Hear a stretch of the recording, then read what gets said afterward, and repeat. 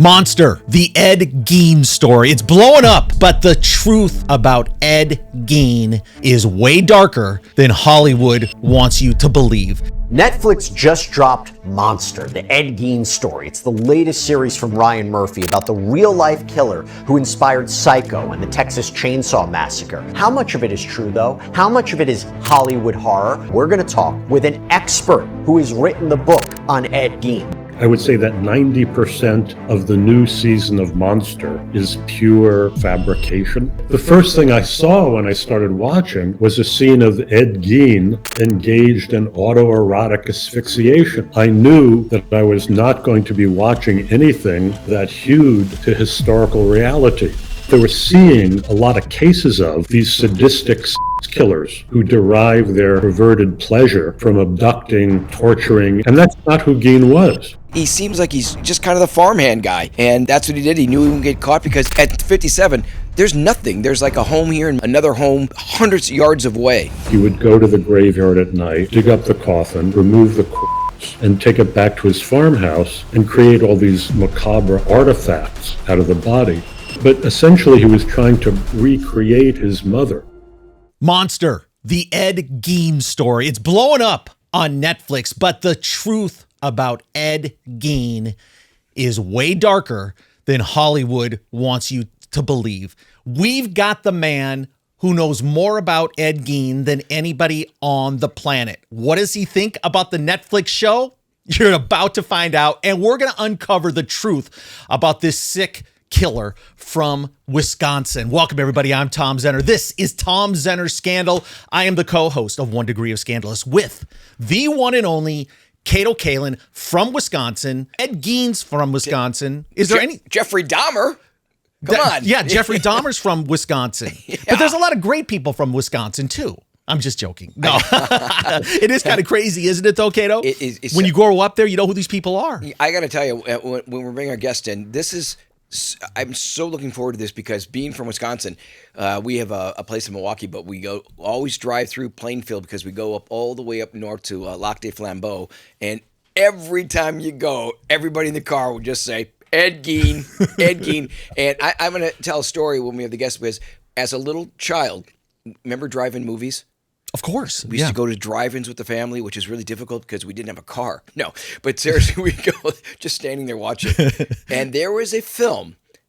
I was trying to research it from the 70s, and it was another Ed Gein story, and maybe our guest will know what it is. But it freaked me out to know the Ed Gein story, but we're going to find out today everything about Ed Gein, and I can't wait. Yeah, and I know a lot of people have seen the Monster show on Netflix, and excuse me, Harold Schechter is our guest. In 1989, one of the 40 books that he wrote was on Ed Gein. So there's nobody who knows about this case, this man, this killer, than Harold. And Harold, thank you so much. It's a treat to have you. So let me get right into it, okay? So somebody that's put a great deal of his life into the history of Ed Gein, what he did, the victims, everything about it. Netflix comes out with this show, almost 40 years later, you see it. What's your reaction when you see what Hollywood did to the story? Well, initially, when I heard that Ryan Murphy was going to be turning his attention to the Ed Gein story, I felt for sure they were going to in some way contact me, possibly option my book. And, I was a little aggrieved that nobody ever reached out to me. I felt nobody could retell the Ed Gein story without relying on my book, which was really, if I can be immodest, the first time the Gein story was really told in its entirety. And I never heard from anybody from the Ryan Murphy camp. So, I feared that I was going to be ripped off. Then when I actually watched Monster, I felt partially relieved because it deviates so much from my book and so much from the historical facts. I would say that 90% of the new season of Monster is pure fabrication. Yeah, embellishment. Like they did also. I was involved with the Ryan Murphy's American Crime Story about the OJ story, and I would Tom and we did interviews. I kept saying that never happened. That never happened. So a lot of embellishing, but I think they do it obviously for the reason of rating and what's Entertainment, what's titillating sure. for everybody. And the book, by the way, is Deviant. That you The book is Deviant. Yes. The shocking true story of Ed Gein, the original psycho. Yeah, I wouldn't even call it embellishing. I would just call it making shit up. Wow, that extreme. And for somebody that knows the subject as well as you do, I mean, it jumped out at you probably in 8 separate episodes where you would go, what the hell are they talking about here? This is not how it happened. This doesn't make sense. Could you see elements of your book, though, that was brought to the big screen or at least to the small screen on Netflix? Yeah. Well, there are definite things that came out of my book, including specific lines of dialogue. Sometimes I think about it in terms of the old Hollywood biopics of the 1930s and 40s, movies about Thomas Edison or Louis Pasteur or Cole Porter, where they would take the broad outlines of the person's life and then just fill it in with whatever they think is going to entertain the audience for a couple of hours. So the broad outlines of the story are there, but so much of the detail. The first thing I saw when I started watching was a scene of Ed Gein engaged in autoerotic asphyxiation. And from that moment, I knew that I was not going to be watching anything that hewed to historical reality, because there's no indication that Ed ever engaged in that kind of sexual activity. But that was the least of it. The more and more the show went on, the more I sat there slack-jawed with disbelief at what I was seeing. Ed has become a kind of mythic figure. And there have been many mythic killers in our history, going back to people like Billy the Kid and Jesse James, who are authentic psycho killers. And Hollywood has always made their stories into this make-believe. So in that sense, apparently that's what Ryan Murphy and his collaborator Ian Brennan, who wrote the series, were doing. So when they compare Gein, they make it up from the Texas Chainsaw Massacre, the Tobe Hooper film, and Silence of the Lamb and Psycho. And I have my own opinion about that. I don't think he's that guy like a Hannibal Lecter. But do you see yourself as the Jack Crawford and Will Graham of Silence of the Lamb, because you're getting in the mind of Gein? And would you compare yourself, because you did the research and you went up to Wisconsin, you interviewed people. Do you feel that you played the Will Graham or Crawford role? Well, I think they're like a lot more heroic than. But you're getting in the mind, and you come up with.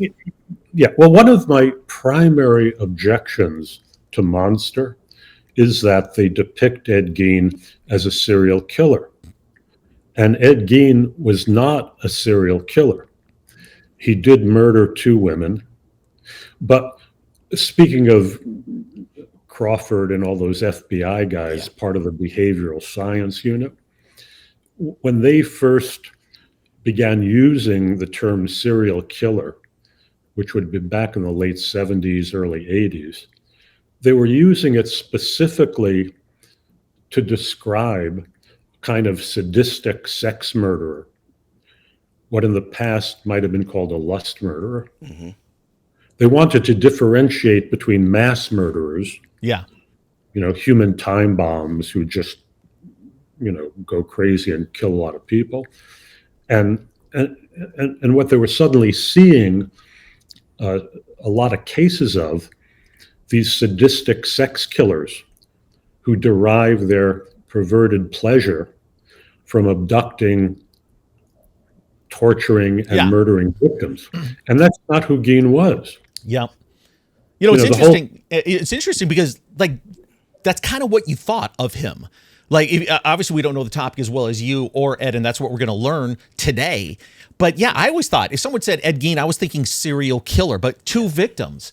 And you referenced it, Harold, how the show started out. It almost lost me right there. When I saw him hanging, I'm going, give me a break. Okay. Like, why take that leap so early? Right. I mean, and then you're automatically thinking this guy is just the sickest, right? Which maybe he was.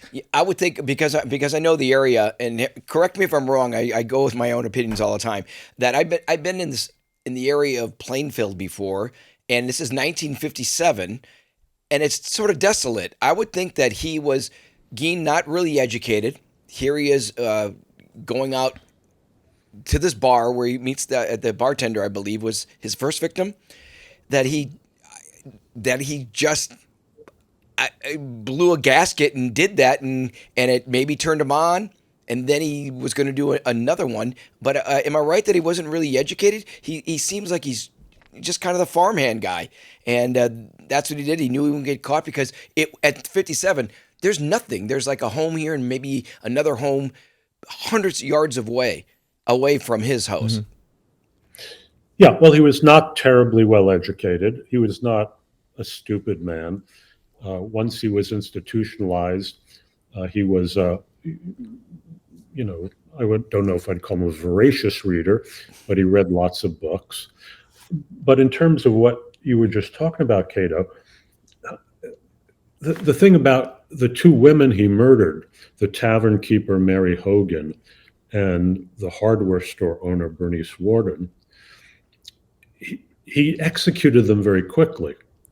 It wasn't as if, like John Wayne Gacy or Ted Bundy or Jeffrey Dahmer or the Hillside Stranglers or Richard Ramirez, the Night Stalker, he was interested in torturing them.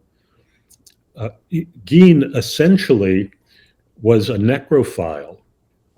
He was a grave robber. He was, what motivated him apparently was his efforts to resurrect his mother. The psycho. He had this obviously highly abnormal, what in the 1950s would be called Oedipal relationship, this mother complex. Mm-hmm. And he lived alone with his mother. She was his only social companion. She dominated his life. When she died, he wanted to bring her back. And he apparently went to the cemetery and tried to dig up her coffin and remove the corpse. But because the soil in that part of Wisconsin was so sandy, they would often bury coffins in these concrete containers. And he couldn't get to his mother's coffin. So he began to read the obituaries in the local papers. And when some woman, who was his mother's approximate age and stature, would die, he would go to the graveyard at night, dig up the coffin, remove the corpse or parts of the corpse, and take it back to his farmhouse and create all these macabre artifacts out of the body. But essentially he was trying to, again, recreate his mother.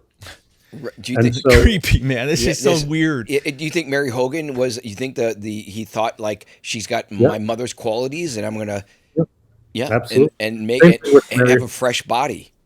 Yeah, same thing with Mary Hogan. He had, back then, Sigmund Freud spoke of what they call the Madonna whore complex, in which unconsciously men see their mothers in these 2 different roles. They're Madonnas, they're saints, but because they've had sex, obviously, they're also whores. And again, to play armchair psychiatrist, for Ed, Bernice Warden and Mary Hogan were the Madonna and whore. Mary Hogan, who was this foul-mouthed tavern keeper with a very questionable past, supposedly had some connections with the Chicago mob. And then Bernice Warden, who was this upstanding, much beloved citizen. So he wasn't interested in torturing them. He just wanted their bodies. He ran out of suitable corpses in the local graveyard. He had to make a couple of them. So again, he was not a serial killer. I'm not laughing, but I'll tell you what, Ed, kind of resourceful dude, but maybe he could have channeled some of that into something positive and accomplished something in life other than us talking about what a sick psycho he is. But I mean, think about it. I mean, think about the time and the effort, reading obituaries, digging up graves, finding out you're actually buried in concrete. And then, going to plan B, C, and D. I thought Laurie Metcalf did a good job playing the mother. I mean, I think of her as on Roseanne, right? She's a good actress, but she kind of nailed that part. Harold, your background's great, right? You've written over 40 books, a renowned true crime author, cultural historian, retired professor now, hopefully enjoying not having to teach every single day. Deviant, the shocking true story of Ed Gein, the original Psycho, is the book you wrote in 1989. Now, for a guy like Ed Gein, who has two victims that we know of, but two victims, what led you on that path almost 40 years ago when you started this book in 1987? What was it about his story that you found so fascinating and wanted to write about? Well, at the time, being a college professor with two young children, I needed some way to supplement my meager academic salary and began writing commercial books on various subjects. And I was writing a book about the movies when I came across the fact, unknown to me at the time, that both Psycho and Texas Chainsaw Massacre, my two favorite horror movies then as now, had both been inspired by the same real-life case. I hadn't heard about Ed Gein until then. Gein was known, but sort of within a certain limited circle of hardcore horror fans and so on. And so I began to research the Gein case and found it very fascinating and wrote the book. At the time, I thought I was inventing, immodestly enough, a new literary genre, because I thought in writing the book, I wasn't writing true crime, but true horror. Because there was something about the Gein case. Every now and then, a criminal comes along whose crimes are so beyond the pale that they seem more like some monster out of myth and fairy tale than real people. And that's what struck me about the Gein case. I tell people in every community, kids always tell stories about some creepy, out-of-the-way house, and the person living there is some kind of monster, like Boo Radley in To Kill a Mockingbird. I grew up in the Bronx, and even in my 6-story apartment building, on the top floor, there was an old lady who lived there who seemed very creepy, and the kids would invent stories about her being a cannibal witch and so on. Of course, she turned out to be just a harmless cat lady. The thing about the Gein case is that story turned out to be true. Off the beaten path, in this ramshackle house, there really was a monster living there. And so that's what fascinated me about the case. Yeah, that's the one house you don't want to go trick-or-treating to. Well, the way you described it too, you'd have to go a couple hundred yards to get to the next house. You get a workout, right? It's very remote. And again, this is 1957. The Tobe Hooper and Anthony Perkins in Psycho creating his mother in the rocking chair. I can see the parallels of, I think anytime any films made about someone being cannibalistic, or do we even know if Ed Gein ate body parts? No, that was a rumor. He never. So the difference with Tobe Hooper doing it is they ate the parts, but also made lampshades. And but growing up in Wisconsin, honestly, to this day, that's people just constantly will talk. Even before Netflix, you'd go and Ed Gein is the more famous than Jeffrey Dahmer because Ed Gein is the original. He's not a serial killer, but he's the original Psycho, and it's the story in Wisconsin just it kind of gave a bad name in Wisconsin for a while, and then Dahmer took that over. It's like the boogeyman almost, right? Yeah, When you say? yeah, completely. Well, Dahmer didn't hail from Milwaukee. He committed his crimes there. But yeah, Ed, again, within Wisconsin, almost immediately entered into folklore. Yeah, exactly. You know, they started telling jokes. They called them Geiners. Like, what did Ed Gein serve when he invited you over for tea? Lady fingers. You know, what did Ed Gein say when the police came to arrest him? Have a heart. So again, he became this folkloric character in Wisconsin very, very quickly. You know, it's one way I think people were able to deal with these unspeakable horrors was by turning them into a joke, kind of with past the graveyard. Yeah. In your research, when you're writing your book, and you go to Wisconsin, how did you find the people, were they still living, that actually knew Gein or stories about Ed Gein? How did you even go about doing that? Did you put out some ad in the paper that you were doing a book? Because it would be, I've been there, like I said, it'd be hard to find people that have any kind of relationship with Gein or the victims. Well, the first thing I did was get hold of telephone books. We still remember telephone books. Very slender. It was with Plainfield and some neighboring town. The thing I remember most about it, the yellow pages and the white pages were bound together. Right. And I looked, since I was going out there, I looked in the yellow pages under restaurants, and it said, "See bowling alley." That's so Wisconsin. That sounds like a Cato joke, actually.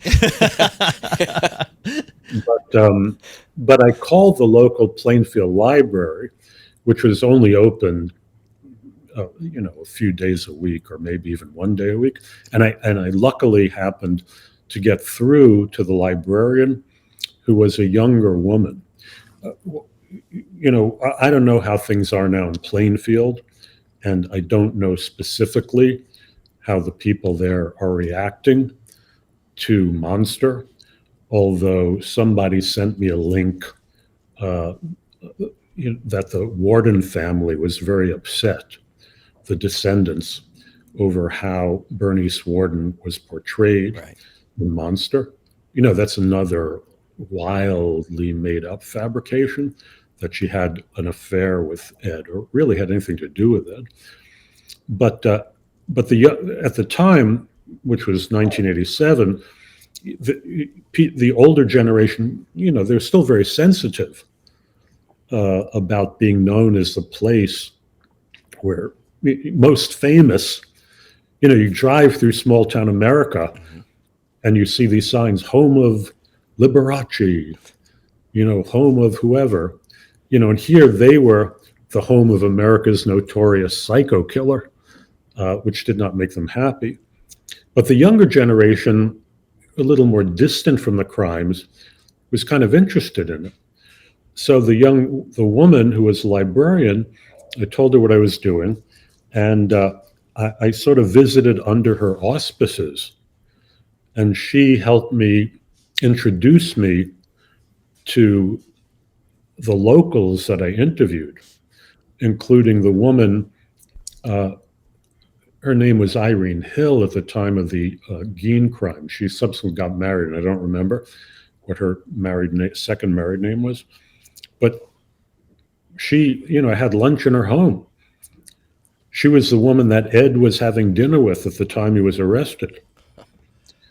I spoke to a young man then in his 30s or 40s who had been a kid at the time and Ed Gein's nearest neighbor. And he had been inside Ed's house. So I spoke to the judge who had presided at his trial. I spoke to psychiatrists who treated him.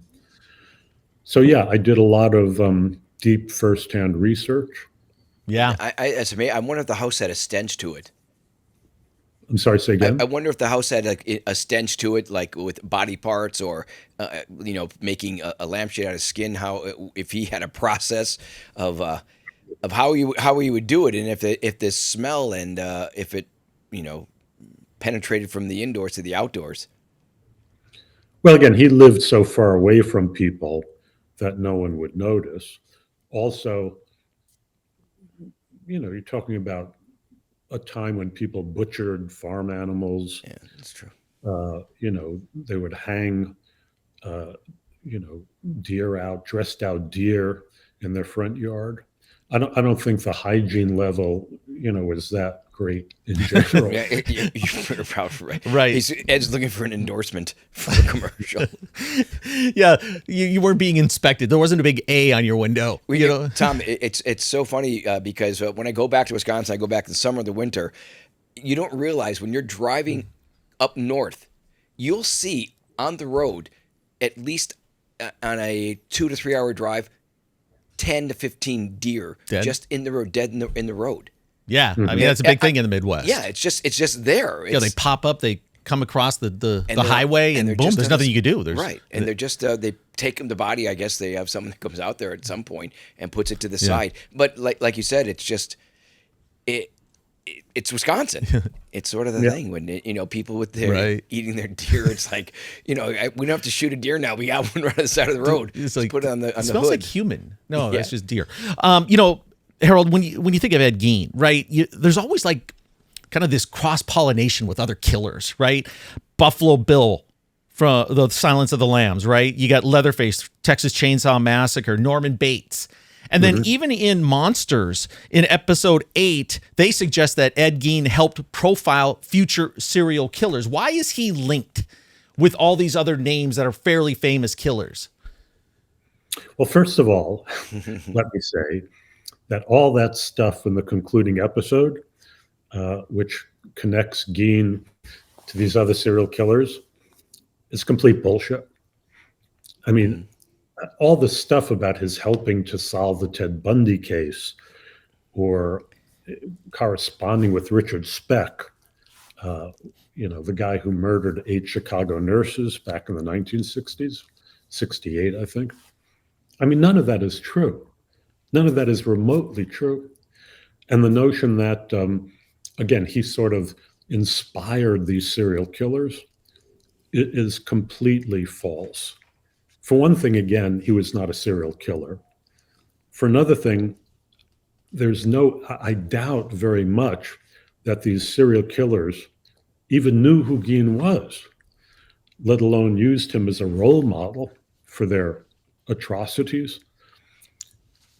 In terms of your other question, yeah, you know, Gein's real importance isn't that he was a kind of prototypical serial killer.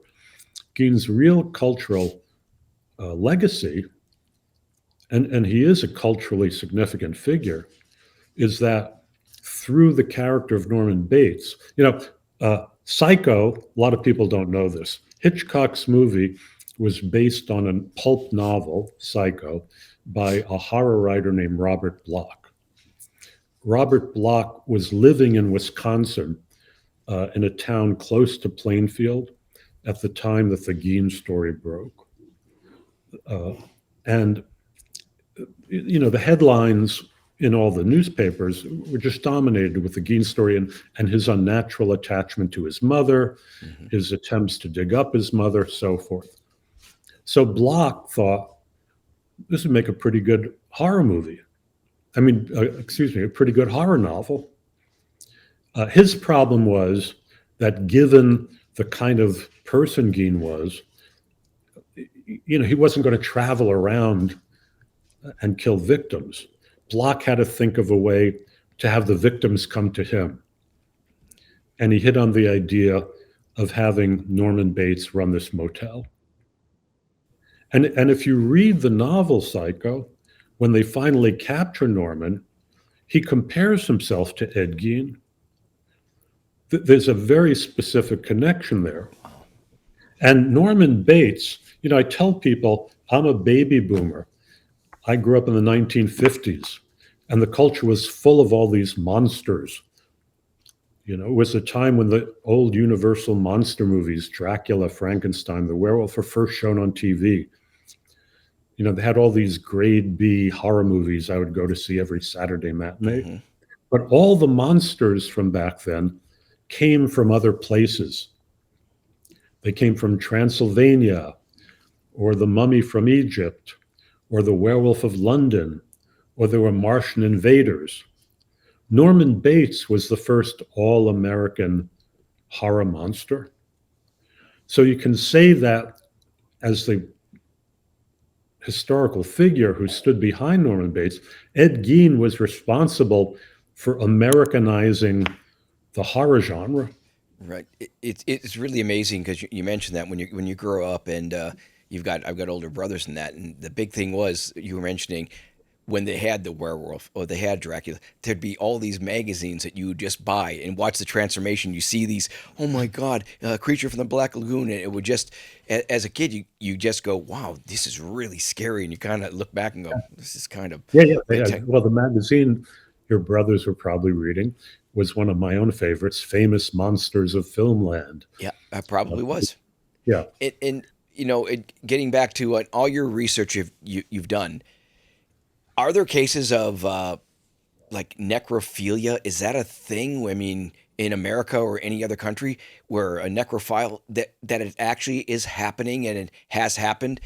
And in any of your research, because to do that, you've got to be really screwed up in your mind to dig up a body of maybe a hottie or someone that someone goes, oh, I just, right. It could be that someone just that crazy. Is that in your research anything that has that happened? It has? Well, the term necrophilia was coined to describe a French soldier back in the 1800s. His name was Sergeant Bertrand. He was a young guy, and he would go out to cemeteries in Paris and other surrounding areas at night, in the middle of the night, and he would dig up corpses until he found one of a recently buried attractive young woman, and then have sex with it. And the term necrophilia was coined to describe his pathology. I always say that the difference, between Ed, that Ed was a kind of all-American necrophile, that he wasn't interested in having a romantic relationship with a corpse. He just wanted their bodies so he could use the parts for his home improvement projects. Mother making mother. He was a DIY guy. So, but yeah, there have been. Necrophilia is a real thing. Fortunately, not that common, but there have been. There's a famous book that was published in the late 1800s called Psychopathia Sexualis by a psychiatrist named Krafft Ebing. And he deals with cases of all these different sexual psychopathologies. And he has a whole chapter on necrophilia. Well, I'll tell you what, you must have a fascinating library. All your research tucked away in that house. Some crazy stuff, man. It's like your kids are going, Dad, what are you reading? And then, I'm just paging through your books. You've written over 40 books. So Butcher's Work, Murderabilia, Dr. Worthless, Killer Cult, 50 States of Murder. A lot of macabre things that you've had to write about over the years. You kind of were true crime before true crime.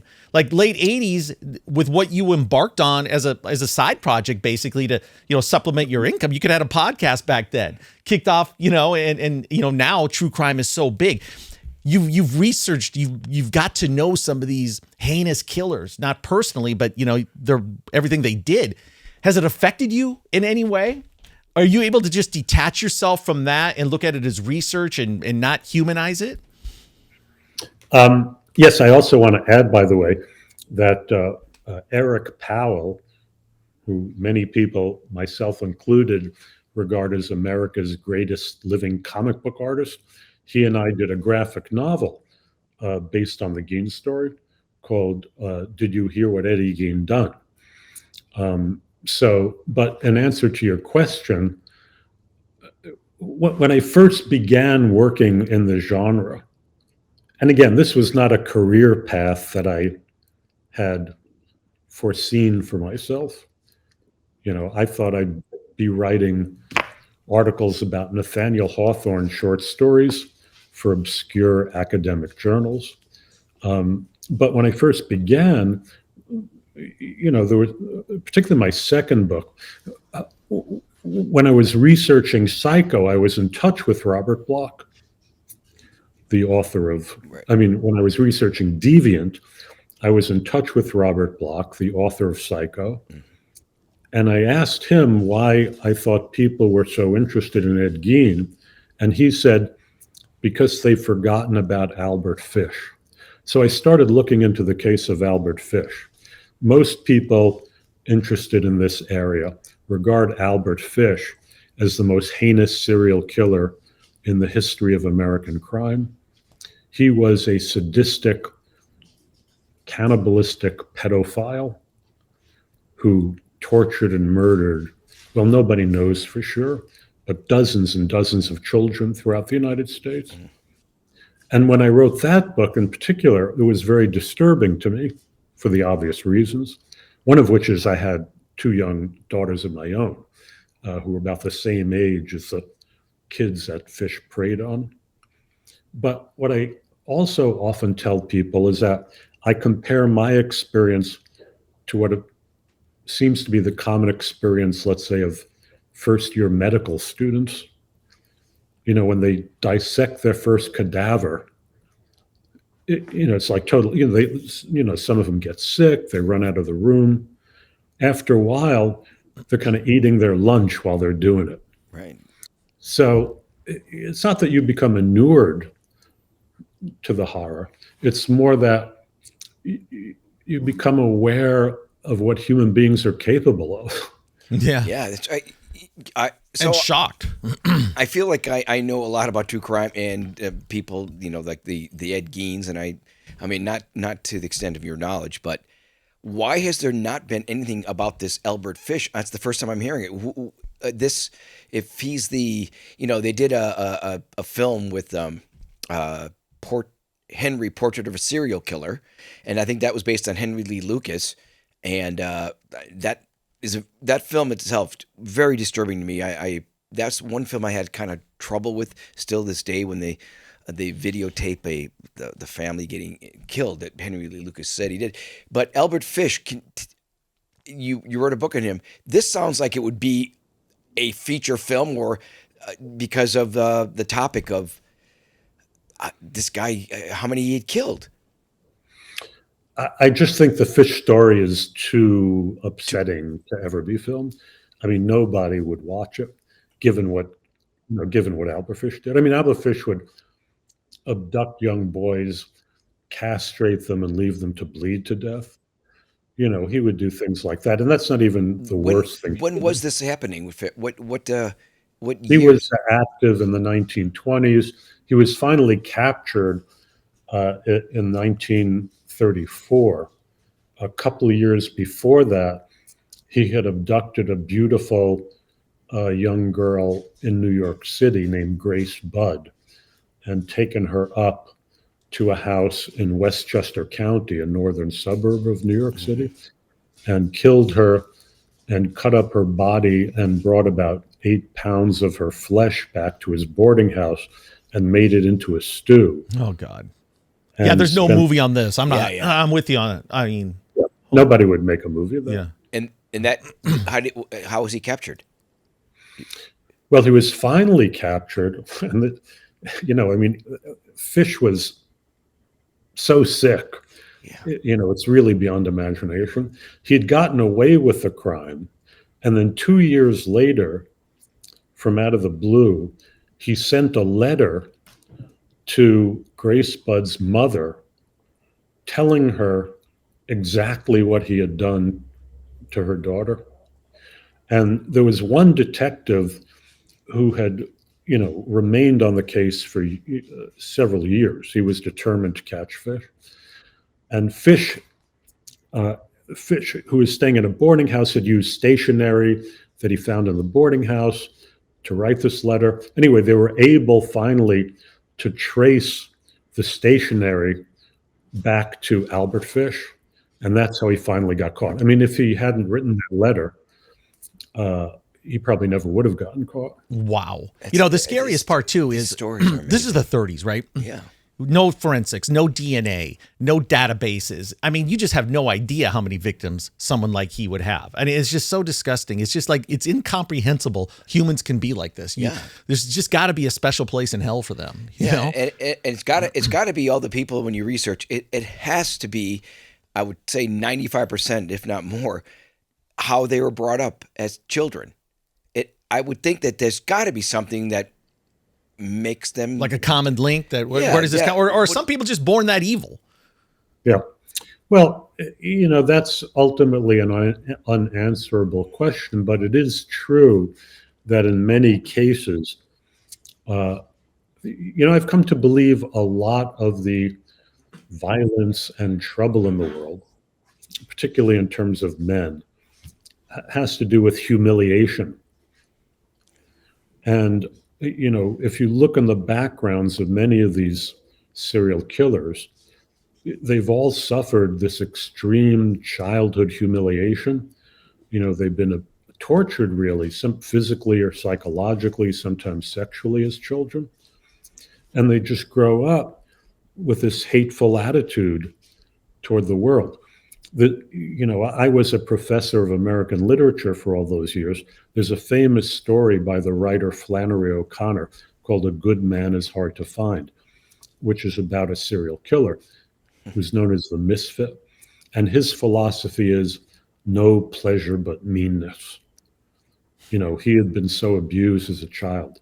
The only thing that could give him pleasure was to inflict pain on other people. And you do see a lot of that in many serial killers.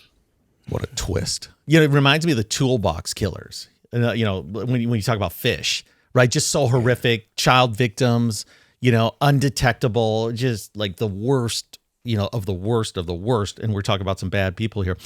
Getting back to Monsters for a second, did you make yourself watch all episodes? Did you sit through it? And did you find that they did anything right? Did you go, boom, nailed it. Great job there, Ryan? The spelling of Gein. They got the spelling of Ed Gein Other right. than the correct spelling of the name, did they get anything right? Well, yes. I mean, Gein did, was in thrall to this domineering mother. He, again, in Monster, he does dig up bodies and bring them back and dissect them. He did make, I don't know that he made a complete skin suit, but he made what they called a mammary vest.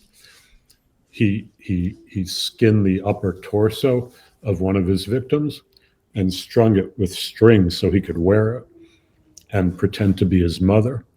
Going back for a minute to a question you asked earlier about Psycho, Texas Chainsaw Massacre, and Silence of the Lambs.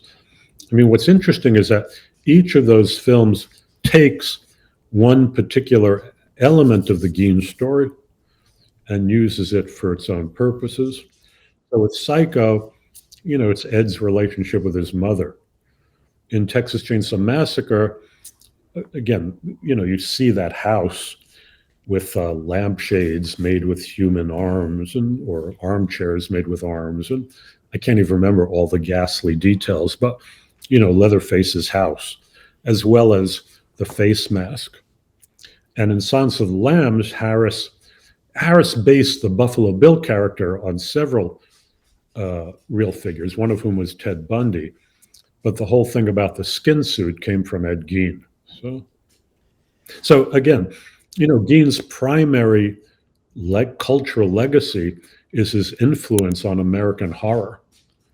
It's not his being a role model. No, exactly. I mean, that's a good way to put it, because with two victims, it's not like he's racking up this huge body count, but he's still kind of in public consciousness and looked at as, one of these OGs that, just has this sick, incredible story. And I bet you learned a lot here today. I mean, because you grow up with the mythical thing about Ed Gein and now hearing some of the facts and the realities of it. Yeah, I just think that my opinion was that of Ed Gein growing up as a kid was this guy was just a lonely guy living out in Plainfield in 1957 when there's nothing to do except lots of boredom. And, you mentioned Harold, about he didn't have any kind of relationship. He killed them quickly. What was it? How did he kill them quickly? What was the? Did he shoot? Did he choke? Yeah, he shot him in the head. With Mary Warden, for example, I mean, nobody, we don't have specific information about the Mary Hogan killing, except some customer came to her tavern, discovered some of the tables and chairs were overturned. There was a blood trail leading out the back, and there were bullet casings on the floor. With the Bernice Warden case, he had been in the store the day before to buy some antifreeze and or ask the price of antifreeze. And he went to her store on the first day of deer hunting season when he knew that all the men were going to be out of town. And apparently he came and asked her for some antifreeze.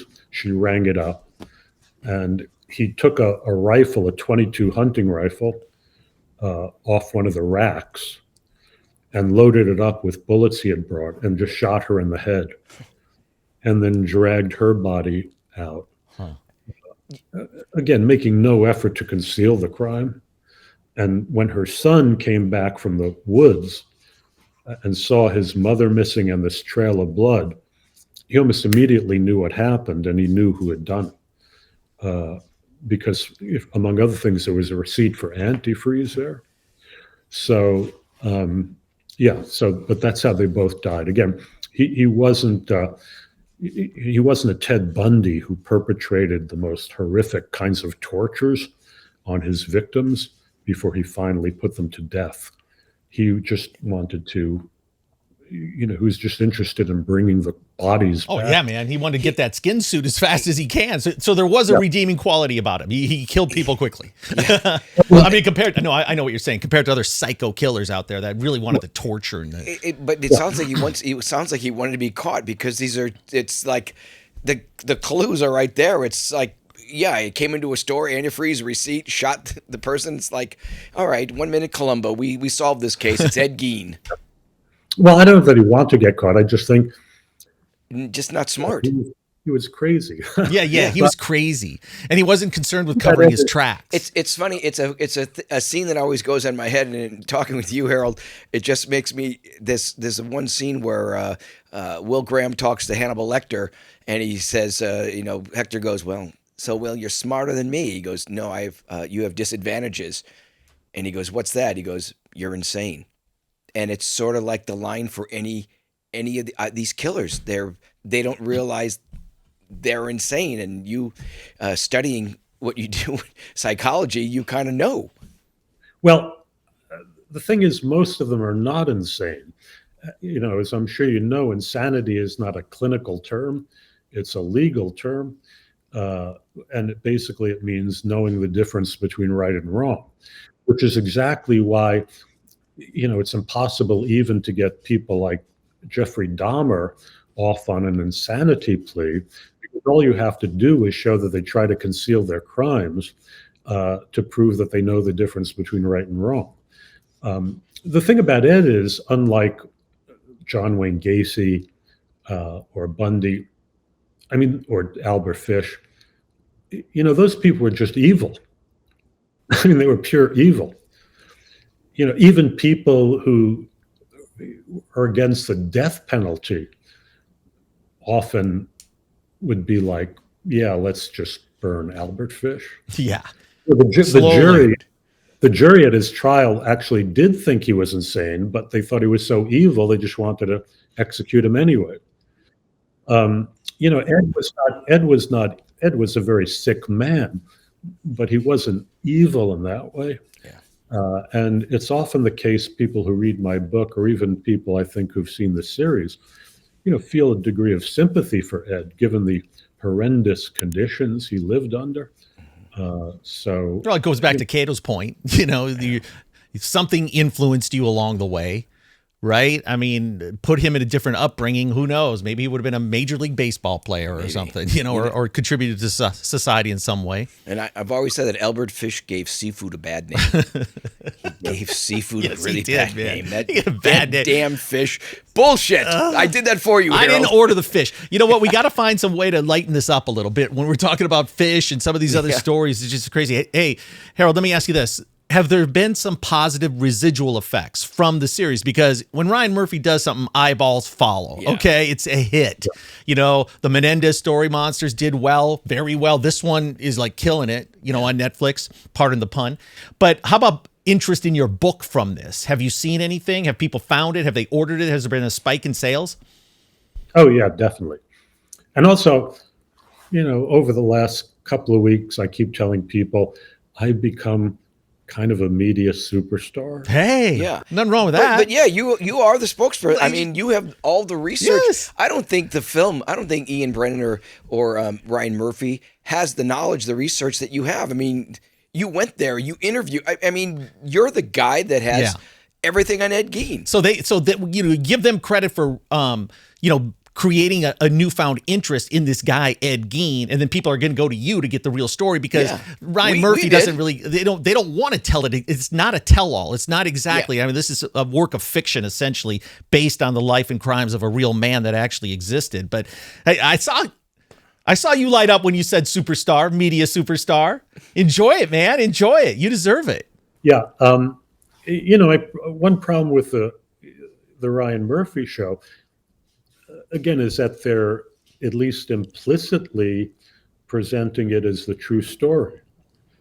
If somehow, they made it clear that this was, a kind of fantastic retelling of the Gein story, it'd have fewer problems with it. But I've been here. There are people I know. I just got a text yesterday from the daughter of a neighbor of mine who I'm close to, who binge watched it and was asking me, wow, that's amazing. Is that all true? There are millions of people now who are going to, assume that they've seen the truth about Ed Gein, when again, in fact, they've seen, this fictional, imaginary depiction of the story. But, I don't really have too much of a problem with that because it's not like we're talking about a great guy that was misunderstood. Right. So at the end of the day, it's entertainment. Right. And they've got a franchise here with Monster. So, do they get it right? I don't think that's their intent, but I get what you're saying. Hey, at least say, hey, this is basically a fabrication. This is a fictional account of this real monster's life through our eyes, through our lens. Right. Well, I think when you say entertainment, that's the key. If you really told Ed Gein's story strictly in the way that it was, it wouldn't be that entertaining. No, it wouldn't. I mean, his life was just miserable for all these years. And then again, there's that whole period. It was about a 12-year period from his mother's death in 1945 until he was caught in 1957, where he committed these unimaginable acts. But it wouldn't have the entertainment value that Murphy has come up with. Where, well, for example, in the series, they have him have a relationship with this young woman, Adeline Watkins, who is here portrayed as this beautiful, blonde young girl in the 20s who had this very close relationship with Gein and was kind of a co-conspirator in his crimes. There actually was an Adeline Watkins, but the real-life Adeline Watkins, and I don't mean to sound cruel, if you see pictures of her, bore a close resemblance to Margaret Hamilton's Wicked Witch of the West in The Wizard of Oz, and apparently didn't really have any relationship with Gein. I mean, initially, she was a little bit of a publicity hound. And when the media descended on Plainfield initially, she put herself out there as someone who had been dating Gein, which he later retracted. Going for the headlines in the Plainview Times. Yeah. Yeah. No, I hear you. Hey, hey, Cato, this has been great. Extra ketchup packets for her. Yeah, you're the one. Here is Right. extra napkins. Oh, I love the back. You go in the yellow pages, restaurants, C bars, or bowling alley or whatever it was. Bowling alleys, Bowling yeah. alley. All right. So this has been great. I think we all learned a lot about Ed Gein and just the process that you went under to tell this story almost 4 decades ago. And now it's being resurrected through Netflix, and I just hope it leads to a whole bunch of book sales for you. I really do. And I Yeah. think it will. I think, look, I was looking you up because of it. Right. And you're doing a ton of interviews right now. By the way, if you ever want to know a firsthand account about getting into the Cecil Hotel, Cato and I got you there. We went in last week. You have to go check out that episode. But Yeah, Cato, not at night. Go during the day. Even day is a little scary. yeah, and bring some security and Yeah. keep your head on a swivel like we did. Yeah. But that was quite an adventure. Last thing from me, Harold, I always give our guests that were around for the OJ saga. You got a question for Cato? The K train, he's right here. Anything you want to ask him? Well, so one thing. So was there a dog named Cato? There was a dog named Cato, and the story with the dog, the kids named the dog Cato out of love for me because I used to be fun. They all agreed we have to name the Akita Cato. And one of the big story was when Cato died, the dog, People magazine did a cover of Cato, but the news story was Cato died. And there were so many calls and people on my back then, the voicemails and all that, if I had died or not. And thank goodness, no, it was the dog. And I feel bad saying, Right. but it was the dog, not me. But think about it. All your family members are going, what? Yeah, Friends, that yeah, hadn't because talked to you for a while? it was a news story of Cato died. Then they went on to the story. It was the headline to get you, and then the story was Cato the dog. Yeah, well, I told a neighbor of mine very excitedly that I was going to be doing this show with Cato, and she said, "You mean the dog?" Yeah. By the way, the dog's podcast was amazing. Huge numbers. Hey, after Cato the dog died, Cato stopped walking on all fours. I mean, right? That's when That's you true. came up, right? But I still sit and beg. Hey, the funny thing is we let you go. You told your neighbor or whatever, and that's how facts can be distorted sometimes, or people can have a different, idea of something. Even like Ed Gein, All the way, right? yeah. Ryan Murphy's telling a different story about him, and then your neighbor was wondering about the dog because they thought they heard that back in the day. Crazy. All right, well, get back to it, enjoying retirement, okay? So nice to Harold. Nice to have. Thanks for doing our show. You're fantastic. Oh, And thank you. I'll be in Plainfield, probably driving through there in December. All right, around the holidays. Keep the windows up, doors locked. You never know.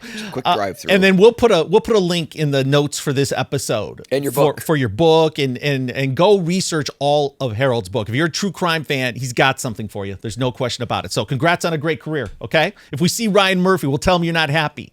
We'll say, "What's up?" Please do. Thanks for having me on. Yeah. You got it. And keep your computer on. Yep. All good. Thank you, Harold. Okay. All right, man. I felt that connection of being back home on the show. I really did. Yeah. Because when you talk about something, sometimes you smell something, you go, "Oh, I remember that summer day." But just talking with Harold, it was just Plainfield going up on the freeway near, it's kind of near Madison. You go through, but it's that drive up there, and Yeah, you can't go there and not everybody think of knows. that, right? Yeah, exactly. And there's never an exception either. Like every time you go there, it'll probably trigger something. And everybody mentions, no matter where you are in Wisconsin, if there's something going on at dinner, that somehow Ed Gein name will come up in a joke or something, and it's just, and Dahmer's got the same thing because of body parts, but from the folklore to the jokes. But Are there any other serial killers or mass killers from Wisconsin that I need to put on our list that we need to track down? I'm sure there are. I'm sure there are. Yeah, it's Well, hey, at least it got your mind off the Brewers.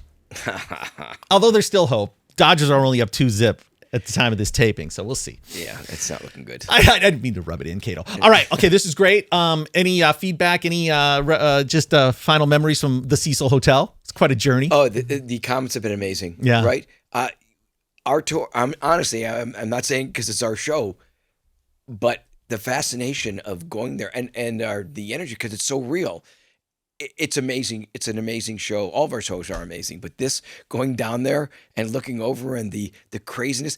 I did a show yesterday, and I was mentioning it's a highly rated show, like 5 million subscribers, and I was wondering why did they want me on, because it wasn't my genre of a lot of famous rappers, and Do you remember at the Cecil Hotel when the guy was doing push-ups? He was built. Oh, hell like yeah. pure cut, just muscles. He was doing that Sure, an incline on a curve almost, right? And I think George got it, but the rap music that was playing, I'm not into it. It was like fascinating. I don't know if it was his, and I wanted us to go up there, scary not to. Tom, we've got to talk to this guy. We didn't get the chance, but that kind of stuff is real. It just blows me away that we were. We saw it all. We were there. Yeah, we saw it all. And you know what? A lot of people are going, we got pretty deep into there. There was no reason we should have gotten one step in it. And we did. Yeah. I think, so some of the people in the comments are like, oh, you didn't really get that. Well, you go try it. See how far you get. We did pretty good. We did really, really good. Yeah, because it's not a hotel anymore. No. And then we had that picture or that mask that was on the window. There was just so many creepy elements of it. If you haven't seen the episode, go back and watch it. Yeah, and by the way, if you want to go find that guy doing push-ups, this downtown LA is about 15 minutes from here, Cato. We can take a roadie right now. Yep. It was like I said, it was just incredible. That whole thing of the pictures we took of some people that knew me and not knew, but I loved it. Yeah. And and they're doing construction, so good for them. They're trying to make it clean it up. Yep. Okay, I have a big announcement. We're going to talk about the Hillside Strangler case with Frank Salerno. Okay, Frank Salerno is coming on our show. He's the guy that broke the Hillside Strangler. Super famous, obviously Gil Carrillo's partner, old school, new school, when they were chasing Richard Ramirez. So this is going to be fascinating. We'll do a couple episodes with Frank Salerno coming up in the next couple weeks. In studio? Yeah, I'm going to try to give him in studio. That's the plan. No, more than likely, 80% in studio with us. Like, we'd like to bring all our old school detective buddies in here and, man, just get into the cups and talk about some of these cases. So that one's coming up. That's great. Okay, watch for that. All right, K-Train, great show. Great being back. Zeus, good being back in the studio. Thanks for having us. Thanks for everybody for watching. Load us up with comments. Make sure you follow us on social media and go back into our archive and you can see all the great episodes that we've had on some of these mass killers, serial killers. We've covered them all with a lot more to come. All right, for the one and only K-Train, I'm Tom Zenner. This is Tom Zenner Scandal, 1 Degree of Scandalous, and we will see you very, very soon.